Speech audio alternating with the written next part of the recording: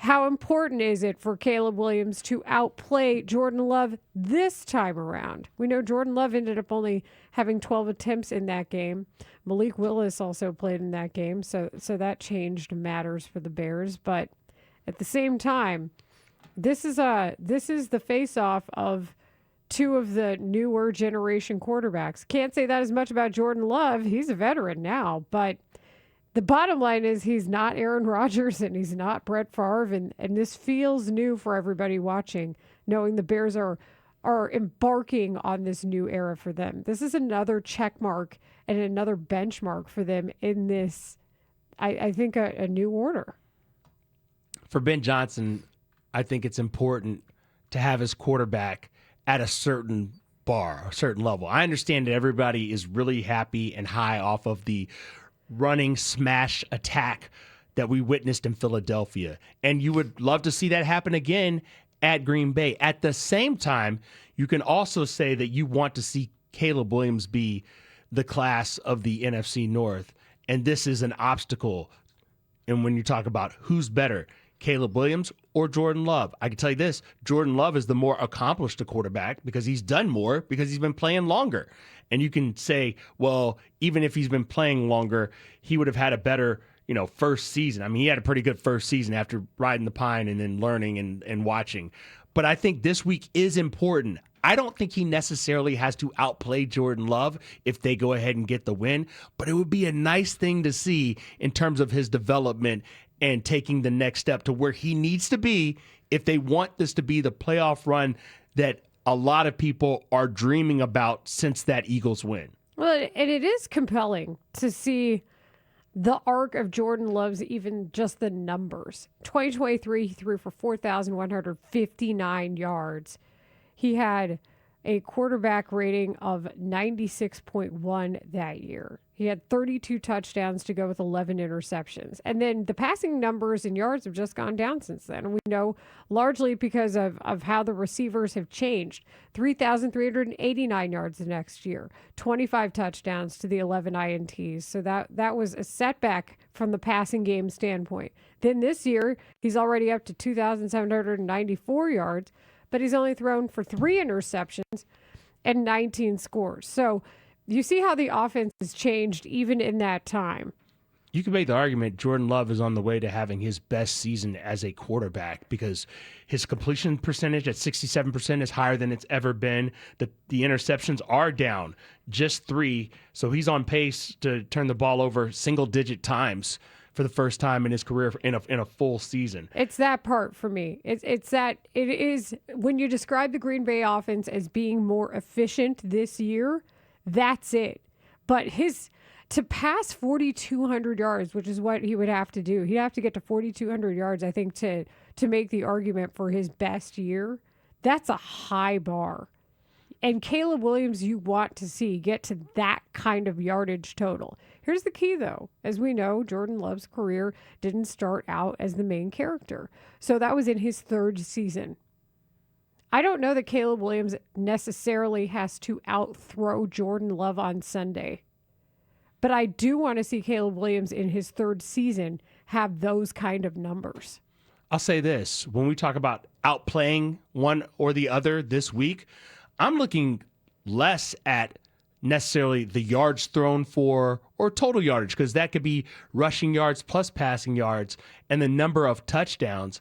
Did your offense put up a whole bunch of points? Did you take care of the football? Those are the 2 things I'm going to be looking at, is like, how many points did you score? How many drives did you lead, whether it was a rushing attack involved heavily or not? And then did you fumble it away? Did you get first downs on 3rd and whatever? And did you get your team into the end zone? Because I think ultimately it's going to be field goals versus touchdowns this week. Well, and Jordan Love did that. I mean, that's exactly what the Packers were able to do against the Lions, throwing for 4 touchdown passes. And it was the exact opposite, I think, of what we saw the Bears do against the Eagles from that standpoint. There was the O-line gave him time to throw. He showed you what he was going to do with that. They neutralized, the opposing rush from the Lions in a way that made sense. That's something that we have to keep an eye on from a defensive standpoint for the Bears. That's not Jordan Love out throwing or out dueling Caleb Williams. That's the Bears' defensive line and pass rush needing to step up. Being more healthy, I tend to think that that's going to be the case. I don't need Caleb Williams to throw for 4 touchdown passes. Although that would be nice. It would be fantastic. But if he doesn't, I don't think that he has to, quote, outplay him to show what he needs to show. So I think we're in agreement that it doesn't necessarily have to be Caleb Williams outplaying Jordan Love, as that's the topic we're discussing here on Rahimi, Harris, and Grote.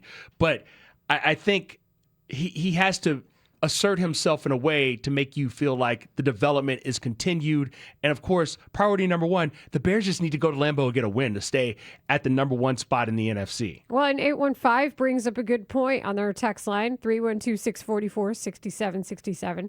When was the last time the Bears won 4 road games in a row? They could do that this week. The benchmarks keep coming. The good measurements keep coming. And then 847 has a good point too. Love does turn the ball over at times that are very inopportune. You know, you can make him crumble under pressure in that way. That's something that I feel like Dennis Allen is going to game for. Knowing that he's got a healthier secondary, we can expect more snaps out of Jalen Johnson and Kyler Gordon this week. Don't you think we're going to see more secondary blitz packages because of it? I don't know what we're going to see. Or just confusing looks? So that's the thing. I feel like I'm going to be confused as a viewer when I'm watching what Dennis Allen is doing, because we don't know what he's going to do based on a week-to-week, what he's shown us he's willing to do, depending on who the quarterback is and what the game plan is for that week. But so far, it's been working very well during this 5-game winning streak for the Bears, and the fact that they've won 9 out of their last 10 games. And you brought up a great point, or I guess the texter did, and we talk about it, is the road wins in a row. Every time I look at the standings, Leila, I look at that home versus road. They're 4-1 at home. They're 5-2 on the road. But here's the big thing. After this game, if they can find a way to win at Lambeau, there's a level of comfort in knowing that 3 of your last 4 games are at Soldier Field. And knowing you have the ground game that they have, and knowing that TJ Edwards should be back at some point between now and the end of the season. It feels like the Bears are getting whole, and they've got that home field advantage playing. And with home field advantage through the end of the regular season after this week, they can secure home field advantage through the playoffs.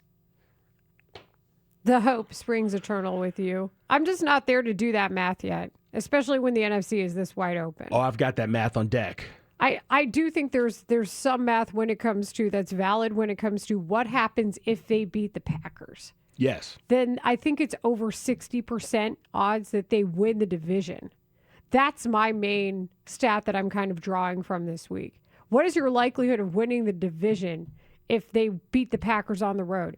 It becomes remarkably higher because of not only the indication of the success, but then also what you're seeing the team do from just a win stacking standpoint, which I never thought that I could say. Even when you look at last year's box score and you see the numbers, it's just it's frustrating to read. For example, Bears 5-12, 1-7 away. 1-7. Green Bay Packers 11-6, 6-3 at home. So that was their only road win last year. I guess you're right. I've forgotten about that. But what a whole new world we live in. A brave new world.